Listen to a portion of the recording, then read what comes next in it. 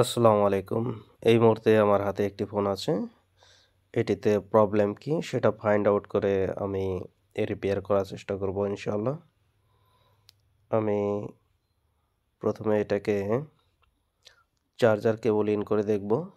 দেখি সমস্যা কী। হ্যাঁ, ইন করেছি কিন্তু কোনো রেসপন্স নাই। দেখি অন্য একটা ফোনে কেবল ইন করে হ্যাঁ, এখানে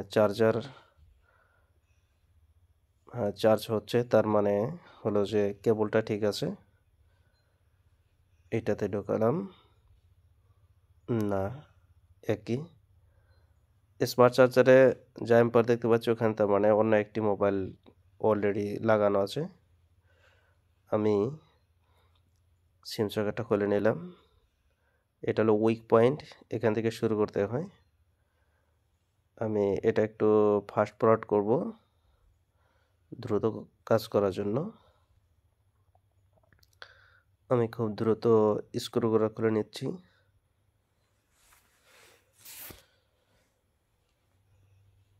আমি পাওয়ার অন করার চেষ্টা করেছি কিন্তু অন হয়নি। দেখি সর্বপ্রথম দেখি ব্যাটারিতে কত চার্জ আছে সেটাই। না, এখানে কোনো ভোল্টেজ শো করছে না, মনে হচ্ছে ব্যাটারি ইস্যু। না, কোনো ভোল্টেজ নেই। আমি আবার চেষ্টা করছি। না, এখানে কোনো ভোল্টেজ নেই। আপনারা আমার সঙ্গে থাকুন, আমি স্টেপ বাই স্টেপ দেখানোর চেষ্টা করব। এটাতে আমার ব্যাটারি অ্যাক্টিভেটর, ওইটা একটু আমার প্রবলেম হয়েছে, তাই ওইভাবে করব না।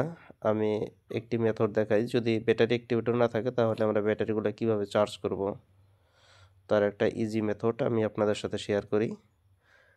আমি সতর্কতার সাথে ওই যে কভার আপটা আছে সেটা আমি ওখান থেকে সরানোর চেষ্টা করছি। এটা খুব সাবধানে করা লাগবে, তা নাহলে ব্যাটারি ড্যামেজ হওয়ার সম্ভাবনা থাকবে।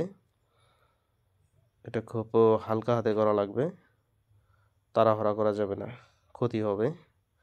আমি খুলে নিলাম, আর একটু আছে ওখানে, ওগুলো খোলার চেষ্টা করছি। হ্যাঁ, এই যে ব্যাটারি যে দুটা টার্মিনাল আছে, এখানে পজিটিভ নেগেটিভ আছে। আমি পাওয়ার সাপ্লাইতে এটা করবো, সেট আপ করবো। 4.2 ভোল্ট অলরেডি সেট আপ আছে, অ্যাম্পিয়ার আছে 3। আমি পজিটিভে পজিটিভ আর নেগেটিভে নেগেটিভ ক্লিপ দুটো লাগিয়ে দেবো।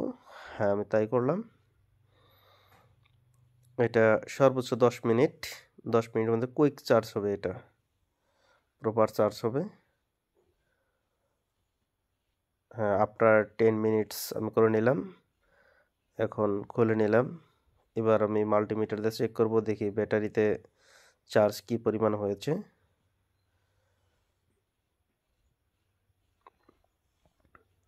প্রপার চার্জ আছে 3.79, অর্থাৎ মোবাইল রান করার পর্যাপ্ত চার্জ এখানে আছে। এবার আমি ব্যাটারিটি ইনস্টল করে নেই। এবার চেক করব, দেখি রেজাল্ট কি আসে। কেবলটা ইন করে দেব প্রথমে। নাই, কোনো রেসপন্স নাই, তার মানে সমস্যা আছে অবশ্যই। আমি আরও একবার ইন করে দেখি, না, কোনো রেসপন্স নাই। আমি এটার ভিভাস কানেকশনটা দেখার চেষ্টা করছি। হ্যাঁ, ভিভাস, এখানে আমি মাল্টিমিটারতে চেক করবো যে আসলেতে ভিভাসে আমার ভোল্টেজ আসে কি না। 5.12, তার মানে ভিভাসে প্রপার ভোল্টেজ আছে, অর্থাৎ ব্যাটারি ও চার্জিং পোর্ট, B2B কানেক্টর, এগুলো সবই ঠিক আছে। এবার আমি সেফলি মাদার বোর্ডটা খুলে নেব। এটা একটু সাবধানে খুলতে হবে। আপনারা দেখতে পাচ্ছেন একেবারে ফ্রেশ আছে বোর্ড, কোথাও কোনো কাটাছেঁড়া না। আমি আইস স্ক্যানিং করে নিলাম ভালোভাবে। এই আমি ডায়াগ্রামে চলে আসছি, দেখি আমাদের ভিবাস কোথা থেকে কোথায় চলে গেছে। অর্থাৎ আমি ডিসি টু ডিসি আইসি ফাইন্ড আউট করার চেষ্টা করব। ভিবাস এখান থেকে চলে আসছে এদিকে, এটা ওবিপি আইসি হয়ে এদিকে চলে গেল চার্জিং আইসি, অর্থাৎ ডিসি টু ডিসি আইসি। এটা রেডমি 9 পাওয়ার, অর্থাৎ PM632ই হবে এটা। আমি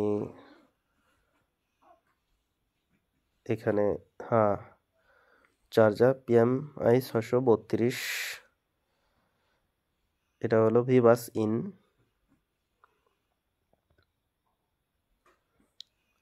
আমি আবারও দেখানোর চেষ্টা করছি যে ভিভাস ইন কোথায় হবে। এটা ভিভাস লাইন, এদিকে চার্জিং আইসিতে চলে আসলো। এখানে আছে ওবিপি ক্রস করেই ক্যাপাসিটরের মাধ্যমে চলে গেছে চার্জিং আইসিতে ডিসি টু ডিসি। আমি এখানে ভোল্টেজ চেক করব। ব্যাটারিটা খুলে নিয়েছি, এবার আমি দেখি ভোল্টেজ এখানে আমি 5 ভোল্ট পাই কি না। যদি এখানে 5 ভোল্ট পাই, আমি চেষ্টা করছি, না একটু প্রবলেম মনে হচ্ছে, হয়তো কানেক্টর ঠিক মতো লাগেনি। এদিকে তো ঠিক আছে, 5.14 প্রপার আছে। আমি আর একবার দেখি যে আমার কোথাও লুজ কানেকশন আছে কিনা, সেটা দেখার চেষ্টা করছি মূলত। আমি আবার চেষ্টা করি, দেখি এখানে ভিভাস, এখানে ভিভাস পেয়ে গেছি, তার মানে প্রপার ভিভাসে এ পর্যন্ত ঠিক আছে। চার্জিং আইসি ইন করা অবধি ঠিক আছে, অর্থাৎ ওবিপি আইসি ঠিক আছে, প্রপার আছে। এবার আমি ভিপিএসটা দেখবো যে ভিপিএসে কত পাই। 3.21, অর্থাৎ এটাও ঠিক আছে। আমরা জানি ভিপিএস 3.7 থেকে 4.2 থাকা লাগবে, কিন্তু এখানে 3.21 আছে, অর্থাৎ এটা ব্যাটারি যখন আমি ইনস্টল করব তখন এখানে 3.7 অ্যাবভ পাবো। দেখছি হিট হচ্ছে কিনা। আমি এখন পাওয়ার আইসিটা বের করার চেষ্টা করব, PMU, কারণ চার্জিং আইসির ওখানে তো আমি চেক করেছি। এখন এখানে দেখব যে পাওয়ার আশেপাশে যে বিপিএস লাইন থাকবে সেখানে প্রপার ভোল্টেজ আছে কিনা, সেটা দেখার জন্য আমি এটা সেফলি খুলছি। অবশ্যই এখানে ফাস্ট ফরওয়ার্ড করেছি, এটা খুব সাবধানতার সাথে খোলা লাগবে, তাড়াহুড়া করলে কিন্তু ক্ষতি হওয়ার চান্স থাকবে। আমি একটু আইসক্রিম করে নিলাম এবং ব্রাশ মেরে নিলাম। দেখি এবার, আমাদের এটা হলো পাওয়ার আইসি PMU, এর চারপাশে বাক কয়েলগুলো রয়েছে। এই আমি ডায়াগ্রামে বের করে নিয়েছি, 8টি কয়েল রয়েছে। আমি সবগুলো কয়েলে দেখে নিলাম ভালোভাবে। এবার আমি পাওয়ার আইসির পাশে ভিপিএস ও কয়েল ভোল্টেজগুলো চেক করব। ভিপিএস উইদাউট ব্যাটারি ভোল্টেজ কত আছে, 3.19, অর্থাৎ ডাইরেক্ট এটা আমার হলো চার্জিং কেবল ইন করে। এবার আমি ব্যাটারি উইথ চার্জিং কেবল একসাথে দেখি ভিপিএস কত, 3.8, অর্থাৎ প্রপার ভিপিএস আছে। এবার আমি চেক করব এটার বাক ভোল্টেজগুলো চেক করব। আপনারা দেখতে থাকুন, বাক ভোল্টেজগুলো আমি এক এক চেক করছি, সবগুলোই কিন্তু প্রপার মনে হচ্ছে।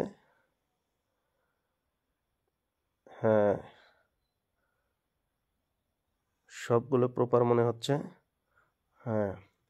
পর্যাপ্ত ভোল্টেজ আছে এখানে, এখানেও ভোল্টেজ আছে, এখানেও ভোল্টেজ আছে। এখানে 8টা কয়েল আছে, আমি সবগুলোতে দেখার চেষ্টা করছি, সবগুলো কিন্তু ঠিক আছে। সব কটা বাকি ঠিক আছে, বাকে কোনো সমস্যা নাই।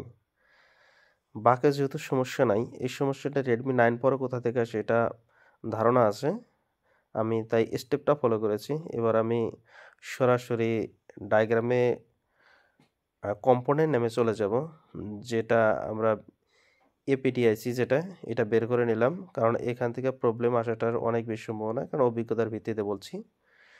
এই আমি এখানে কয়েল ক্যাপাসিটর রিমুভ করে করব, সেজন্যই আমি এটা করছি, কারণ এপিটিআইসিটাও অনেক বেশি পরিমাণে খারাপ হয়েছে, সেজন্যই আমি বোর্ডে যে এখানে একটু সোল্ডারিং করে নিচ্ছি, কারণ এটা সোল্ডারিং করা থাকলে ওঠানোর জন্য অনেক কিছু সুবিধা হয়ে যায়, অনেকটা ইজি হয়।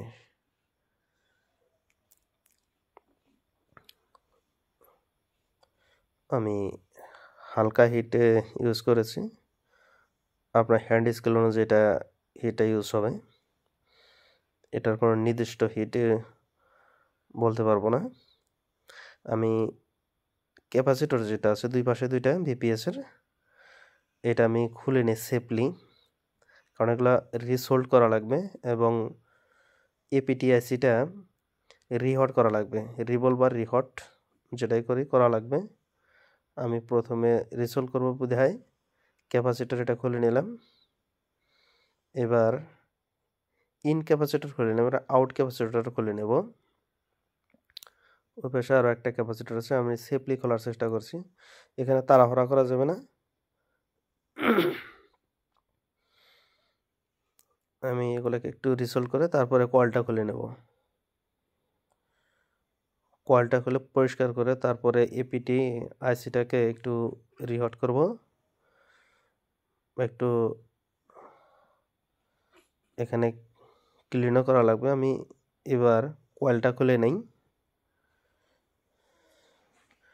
এখানে কিন্তু তাড়াহুড়া করা যাবে না, খুব সতর্কর সাথে এগুলো কাজ করা লাগবে। আমি কয়েলটা সুন্দরভাবে উঠানোর চেষ্টা করছি, কারণ এই কয়েলটা আমি আবারও এখানে ইনস্টল করা লাগবে। হ্যাঁ, আমি চেষ্টা করছি হালকা হাতে এটা ওঠানোর জন্য। হ্যাঁ, সুন্দরভাবে উঠে গেল। এবার আমি কয়েল যে জায়গায় স্থানে ছিল সেখানে ভালোভাবে একটু সোল্ড করব, তারপর আমি এপিটিআইসিটাকে একটু হিট করে নেব। এবার আমি ক্লিন করে নিলাম, আবার আমি ক্যাপাসিটর দুটা ও কয়েলটা সুন্দরভাবে বসাবো, তারপর আমি এপিটিআইসিটা একটু হিট করব।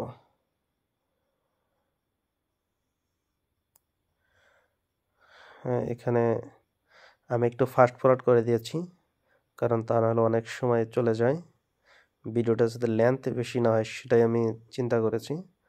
আমি ক্যাপাসিটর দুটো দুই পাশে যে দুইটা ক্যাপাসিটর ছিল রিমুভ করেছি, কয়েলটা রিমুভ করেছিলাম, পরিষ্কার করেছি, আবার ইনস্টল করেছি। আমি এবার এপিটিআইসিটাও একটু হালকা হিট দিয়ে দিলাম এবং আমি ইনস্টল করে নিলাম। এবার আমি দেখব যে আমার কাজটা হয়েছে কি না। বিসমিল্লাহ। হ্যাঁ, অ্যাম্পিয়ার কিন্তু নিয়ে নিয়েছে 1.5 মানে পার অ্যাম্পার, আর এদিকে মোবাইলও রান হয়ে গেছে, দেখার চেষ্টা করছি। আসলে তো সমস্যাটা এখানেই ছিল, কিন্তু আমি স্টেপ বাই স্টেপ এত দূরে চলে আসছি। আমি অপেক্ষা করছি চার্জিং লগোটা দেখার জন্য। হ্যাঁ, চার্জিং লগোটা চলে আসছে। এবার মোবাইলটাকে রান করে দেখব। হ্যাঁ, মোবাইলও রান হয়েছে, দেখি এবার টাচ করে দেখি। যাই হোক, কাজটা সফল হয়েছে আলহামদুলিল্লাহ। আপনারা এতক্ষণ সাথে ছিলেন, অনেক বেশি ধন্যবাদ। আপনারা আমার সাথে থাকবেন, আমি আগামীতে আরও অন্য কোনো পর্ব নিয়ে আসবো। সে পর্যন্ত আল্লাহ আপনাদেরকে সুস্থ রাখুন।